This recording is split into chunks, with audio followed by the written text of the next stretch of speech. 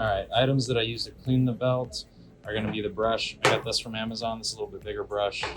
Um, this metal wedge, I would suggest probably getting a 6-inch putty blade and a 2-inch putty blade. It's got a rigid edge to it, but not a sharp edge. We just use this because we have it in stock. And then a spray bottle filled with some alcohol. And then you'll need some cleaning wipes, your standard ones to do the belt with.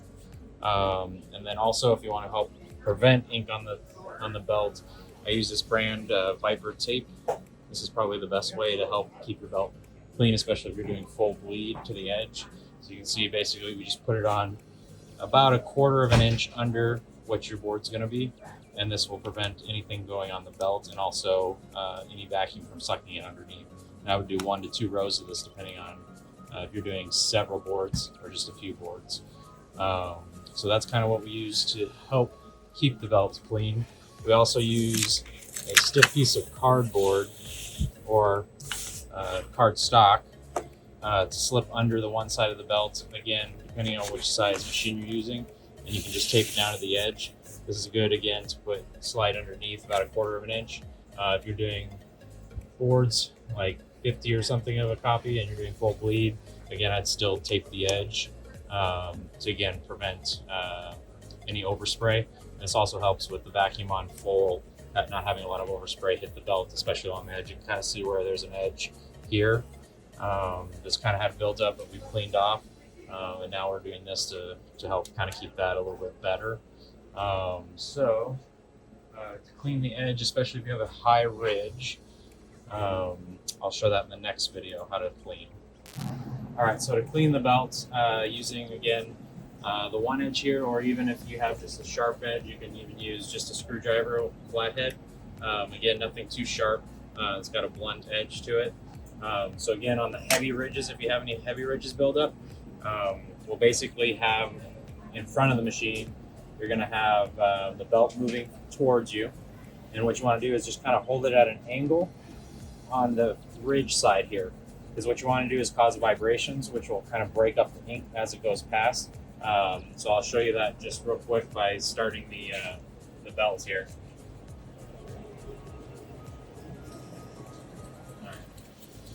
So on the belt, you can see I'm just going to use my finger and kind of hold it at an edge. All you're not having to push very hard. You just want to kind of hold it. This belt's been cleaned, so you're not going to see a lot of flaking off of it. But again, if you have a lot of overspray, it will start to flake and you'll start to see it fall. Again, if you want to do a wide area, again, this is a little bit wide for this, but I would suggest a 6-inch putty blade or a 2-inch for these hard bridge areas. Again, just want to hold it at an angle, and you can kind of hear it and you kind of see it. It's going to just basically flake off the material.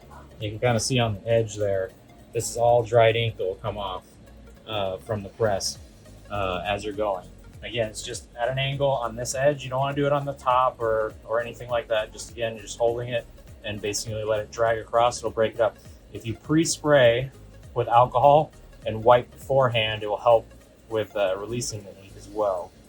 So again, we just cleaned this about 2 weeks ago, so it's there's not a lot coming off. But if you've gone for a long time without cleaning it, it'll do this. I suggest doing this kind of cleaning at least every quarter, and then unless you're getting a lot of overspray, or I would do, and then do your normal, just wipe down the belt once a week or every 2 weeks with alcohol and your clean wipes, and just basically spray it on. Again, I get a big jug because it's easier to spray. You just want to spray it on, and again, just give a good wipe across it, and especially after you do the scraping of the belt, you want to do that.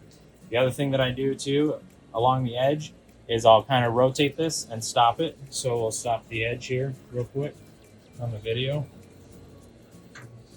So the edge will sometimes want to build up. And the reason why we do the edge is because, again, as you scrape this material, you want it to fall down. Again, trying to do it on the top of the belt, you're going to end up with more of it going down into the grooves versus just falling out of the belt.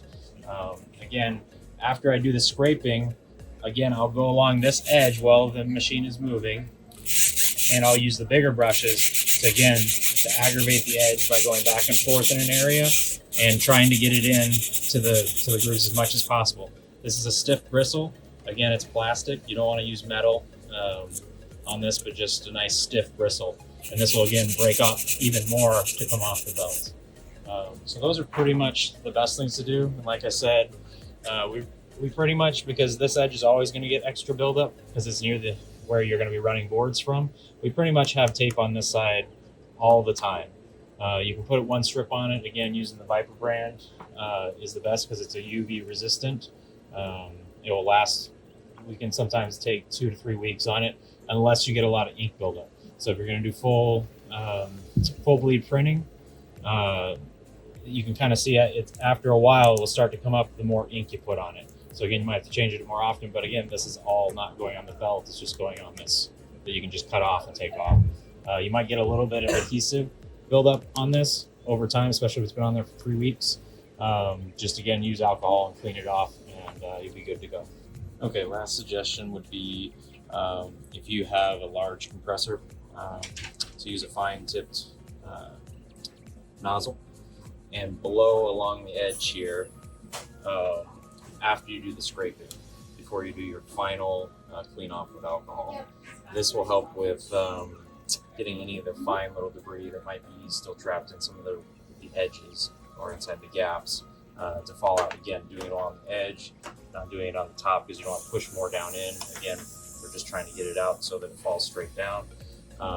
Again, this would be the last thing I would do before you use your alcohol again and your clean wipes to just do one last final cleaning. So hopefully this helps you out. Greg has my info. If you need any other suggestions, he can give you